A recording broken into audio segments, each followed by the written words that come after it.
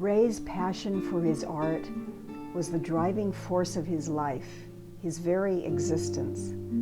Not just to paint beautiful landscapes and flowers, but to express the very essence of the forms and forces of nature in ways that would awaken people's souls, to help them see the wonders of creation.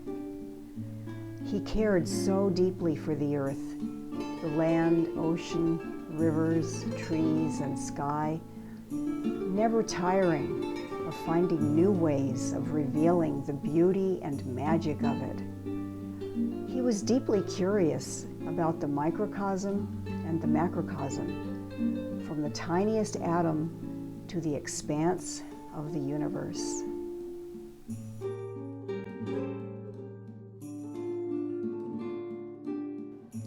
My dad was born in the Rocky Mountains west of Denver. His family lived in a log cabin my grandfather Tom had built. Ray began drawing at an early age. At around 8, he remembers an uncle recognized his talent and bought him colored pencils and drawing paper. At age 13, I was given my first complete oil painting set, and my painting career was launched. Painting was pure magic for me. I took to it immediately without any instruction or outside help. It was not until my second year in high school that I met my one and only art teacher, Gene Yates. It was his first teaching job, fresh out of the Chicago Art Institute. He was young, vigorous, and enthusiastic and full of modern, exciting ideas from the art world.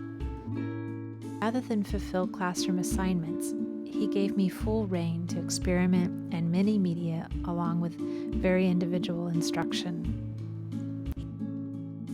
He was the catalyst who made me aware of my talents.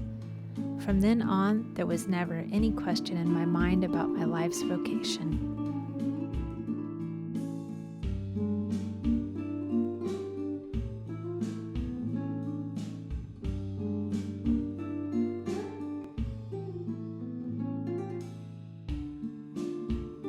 His first big success was at the second one-man show at Bowles Gallery in 1969.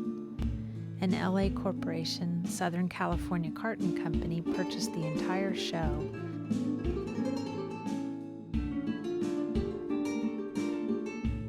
The early 70s were chaotic years in my life, for great changes were evolving within myself. The style of work I had been doing, which could be loosely described as abstract expressionist, had given me early success, but I was dissatisfied. I longed to express much deeper feelings about life and the threatened life of our planet. I switched to oils and started a series of inspired works which were very esoteric and more literal in their imagery. In 1975, Ray met Barbara, a fellow artist, and as Ray put it, we both took off together like comets. They were married in 1976.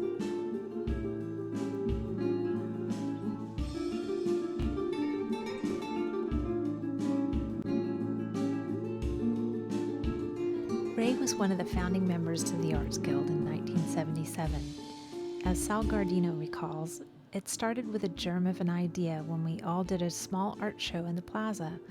We looked around and thought, wow, there's more artists in Sonoma than we thought.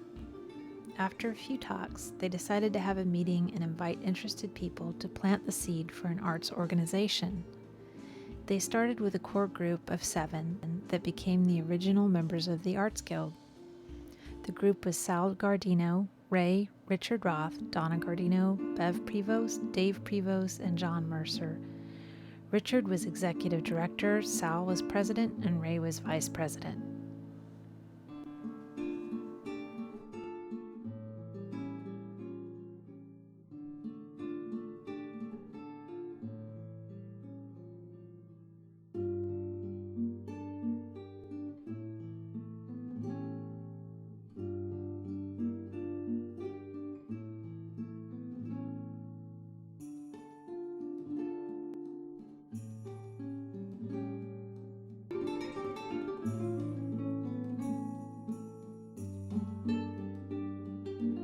I felt as if I had been reborn.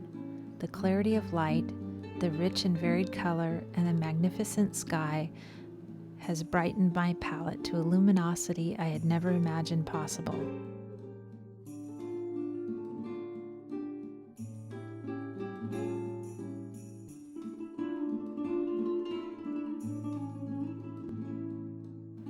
I feel that the desert is my spiritual home.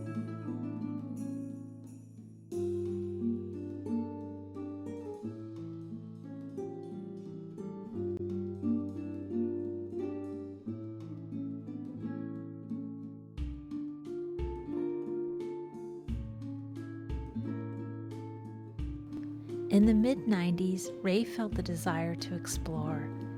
He created a series of abstract expressionist pieces working with acrylic and texture, much like he had in his earlier career, but with much bolder and vibrant use of color.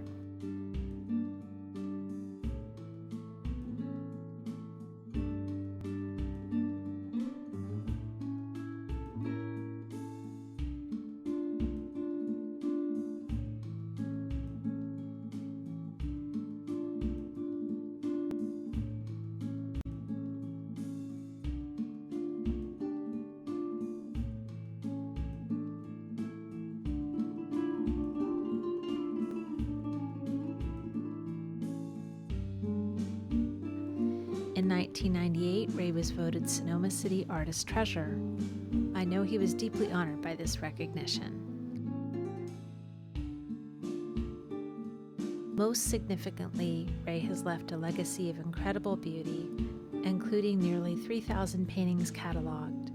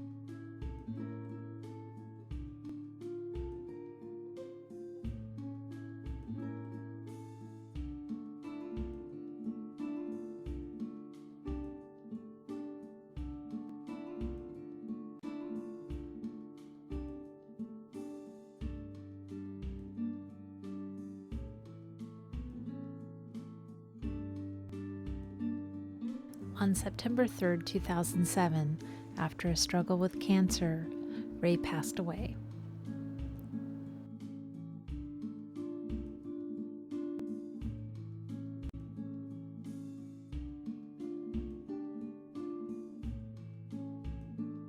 Friends and family got together and formed the Ray Jacobsen Memorial Scholarship Fund.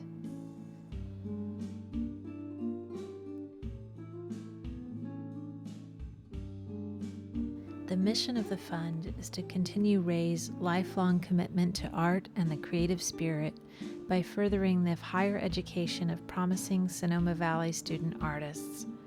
For more information, please visit www.rayjacobsenart.com on the web.